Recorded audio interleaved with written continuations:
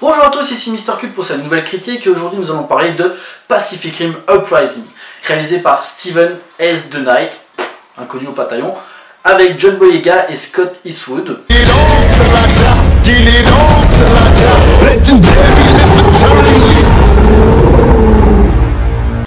L'histoire se passe 10 ans après les événements du premier film, donc l'humanité a gagné, on a battu les kaiju, mais on continue à en construire au cas où si les kaiju pensaient éventuellement revenir pour nous remettre sur la gueule. Ce qui se passe dans le film, mais pas de la façon dont on le pense. Ce que tu dis n'a aucun sens. Bien sûr, le film gère d'autres segments à côté, pareil, bien sûr le personnage de John Boyega qui est le personnage central du film qui s'appelle Jake Pentecost, qui est le fils du personnage joué par Idris Elba dans le premier film, le Marshal Pentecost donc. Et donc c'est lui qui veut un petit peu prouver, bon, son père est mort dans le premier film, mais qui veut prouver que voilà, c'est pas un raté et que il revient parce qu'il doit former une équipe de jeunes pour les Jaegers, puisque comme vous le savez, pour piloter un Jaeger il faut qu'on soit deux. Et donc du coup, pour être synchronisé, et ce que les jeunes n'arrivent pas encore à faire.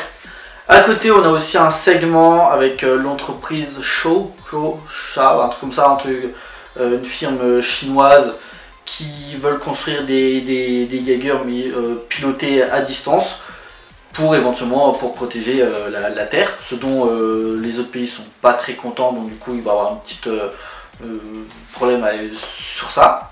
Un avis global sur le film avant de commencer, le film est pas terrible, je suis assez déçu du film. Il y a un gros problème de développement de personnages, de scènes assez clichés et de combats qui sont pas terribles. Voilà, ça change la mise en scène de Guillermo del Toro et ça se voit à l'écran. Éventuellement on va commencer par ce qu'il y a de bien, même si je dis les combats sont pas terribles. Ils sont plutôt bien faits dans l'ensemble, ils sont bien chorégraphiés, tout ça, il n'y a pas de problème. Le combat final en particulier qui est vraiment impressionnant, là ils ont créé une nouvelle créature qui est... Quand tu la vois, tu fais ah ouais quand même, ça, il en jette. Et à part ça, voilà, disons que quand ça se tape c'est intéressant et quand ça se consacre au personnage, ça l'est pas quoi, c'est un peu dommage. Les personnages ne sont pas intéressants parce qu'ils accumulent un petit peu les clichés, justement le personnage de John Boyega qui veut essayer de marcher sur les traces de son père, où tu vois aussi le personnage, une jeune qui prend un petit peu son aile qui s'appelle Amara, qui se veut badass mais non, on a déjà vu mieux, et qu'à un moment elle entre dans la base et elle voit tous les robots et elle est en fascination, ouais voilà, Gypsy Avenger, ah, c'est mon préféré et tout ça. Les gars... Vous en êtes encore là quoi, et l'humour ne marche pas. Il y a une scène à un moment où John Boyega, à chaque fois qu'il parle, il veut te faire des petites one-liners genre pour casser tout le monde et l'humour tombe à plat à chaque fois. Et dès qu'il y a de l'humour dans le film, franchement ça marche pas. Les dialogues sont écrits avec le cul. Justement il y a une scène où t'as John Boyega qui discute avec Scott Eastwood, je sais plus comment ça s'appelle ce personnage, je m'en fous en fait, et c'est super mal écrit, genre ils se disent ouais t'es un ancien, t'es un bon, pourquoi t'es parti, tout ça, et t'y crois pas une seconde, et l'autre il essaie de le casser, mais ça marche pas, et t'as l'impression que c'est de l'impro ce qu'ils font là, la scène de dialogue, c'est vraiment écrit avec le cul. Il y a aussi certains détails du scénario, Guillermo del Toro devait réaliser aussi ce deuxième volet, et finalement il l'a pas fait pour faire La forme de l'eau, qui est génial, hein. Allez voir la vidéo que j'ai fait dessus. Et donc du coup, mais ils ont quand même repris certains éléments du scénario qu'il avait écrit, où justement, à la base, le film, ça aurait dû être... les kaiju ne devaient plus être présents, mais en fait c'était un film un petit peu sur le monde où chaque pays avait ses Jaegers et ils se mettaient sur la gueule. Ce qui aurait pu être un peu plus intéressant, parce que là je trouve que le retour des kaiju est un peu mal foutu. Bref, ils font ça, mais voilà, ils ont quand même repris certains éléments, parce qu'à un moment tu vois un autre Jaeger qui est ennemi, donc du coup tu as des combats de Jaeger qui, voilà, quand même bien foutus, même si il est moins imposant que ceux du premier film, mais il est quand même bien fait. Voilà, ils ont quand même gardé certaines idées, mais je trouve que les nouveautés qu'ils proposent sont pas très intéressantes et ça vole pas haut quand même. Genre t'as certaines incohérences aussi, genre par exemple t'as la jeune, le personnage d'Amara, qui au début a besoin d'une pièce pour se construire un Jaeger, Genre tout seul à 12-13 ans, elle se construit un Jaeger comme ça, au KLM, hein, sérieux. Non, ça marche pas comme ça. Il y a des idées de mise en scène qui sont assez discutables aussi, par exemple la scène d'intro où tu vois des extraits du premier film, et puis après tu vois justement la vie de Jake, le mec qui fait des soirées, voilà, qui est pas très intéressante. C'est un montage assez épileptique qui est un peu mal foutu. Il y a aussi un travail de lumière qui est mal fait, et c'est assez dégueulasse à l'image. La photographie du film est dégueulasse, c'est vraiment moche. Après, visuellement, au niveau des effets spéciaux, c'est pas mauvais. Je veux dire, bon, au prix qu'il a coûté, encore heureux, mais certains robots qui sonnent, quand tu les vois, ça sonne un peu de toc. Je pense par exemple, il y a un plan que tu vois dans la bande-annonce où t'as la caméra qui bouge tac tac tac pour filmer les 4 robots, et tu fais. Ça, on dirait des gros produits marketing pour vendre des jouets, quoi. T'as l'impression de voir des jouets devant toi, quoi. C'est vraiment dégueulasse. Je parlais aussi des combats qui sont bien faits, mais qui je trouve qui sont pas impressionnants, et je pense que ça c'est peut-être dû aussi au format. En fait, le premier film était au format A85, donc voilà, truc qui mettait bien en valeur les robots, et là ils ont changé pour un format en cinémascope en 2.39, donc moins grand, mais plus large. Et je trouve que ça rend moins bien au niveau des scènes d'action, parce que justement dans le premier film, le format 1.85 mettait bien en valeur parce que c'était un peu filmé à hauteur d'homme, ce qui fait que tu voyais toute la grandeur, et je trouvais qu'il y avait, et du coup les robots étaient un peu plus lents au niveau des combats, mais tu sentais leur puissance. Dès que tu avais un robot qui se prenait une grosse patate dans la gueule, tu sentais le coup, les circuits qui pètent, enfin voilà, tu voyais le robot qui s'en prenait plein la gueule. Là tu sens pas trop ça, je trouve que les combats sont beaucoup plus rapides, et ça fait un peu tout Transformers en fait. Et ça m'emmerde un petit peu.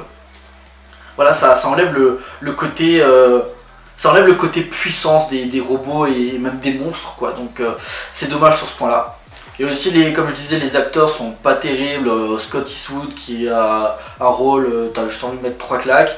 Pareil, John Boyega, j'ai vraiment du mal avec cet acteur en ce moment. Depuis qu'il est sur les Star Wars, tu les vois partout. Déjà, son personnage dans Star Wars film est pas très intéressant. Je l'avais aussi remarqué dans Détroit. J'avais bien aimé pour le coup, mais son personnage ne servait à rien. Il prenait aucune décision, et tu voyais pendant tout le film, tu le voyais comme ça.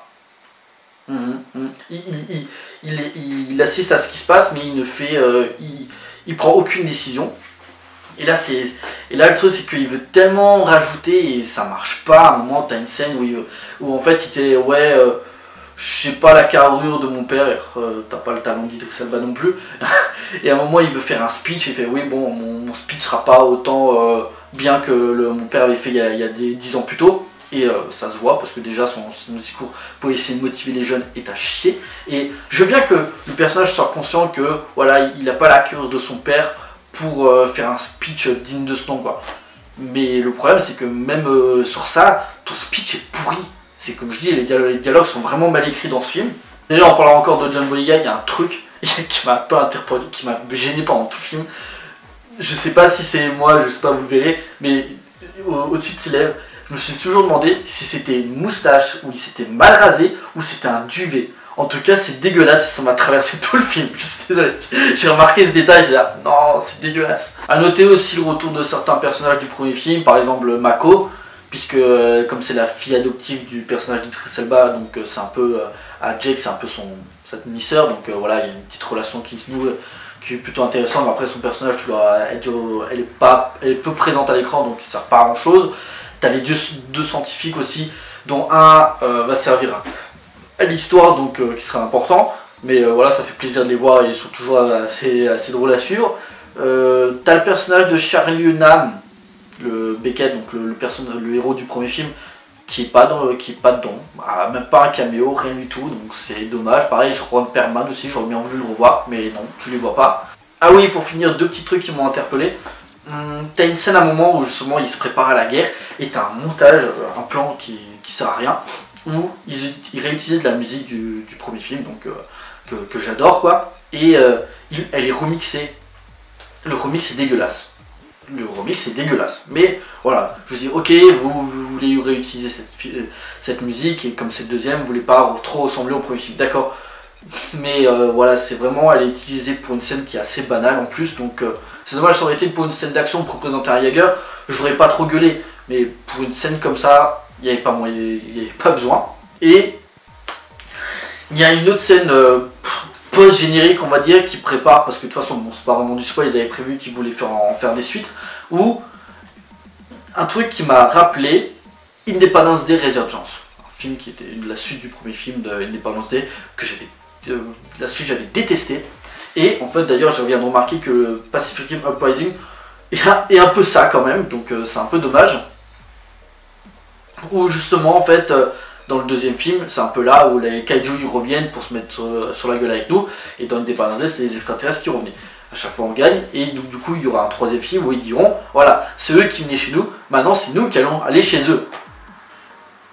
Vous êtes tellement en manque d'idées que ça pour pondre de la merde. En conclusion, Pacific Rim Uprising est le premier gros nanar de l'année, avec des scènes d'action qui sont pas ouf et un peu con, personnage pas très intéressant, et voilà, comparé au premier film que j'adore, que je kiffe à fond et que je défendrai toute ma vie et que je me lasse pas de regarder. Là, ce deuxième volet, je l'ai vu une fois, s'il passe à la télé éventuellement, mais je suis pas pressé de le revoir. Et donc bon, si vous aimez les films d'action, allez le voir, mais franchement vous serez un peu déçus. Cette vidéo est finie, j'espère que ça vous a plu, n'hésitez pas à liker, à partager auprès de vos amis si vous en avez. On se retrouve pour une prochaine vidéo, d'ici là portez-vous bien, allez au cinéma, ciao.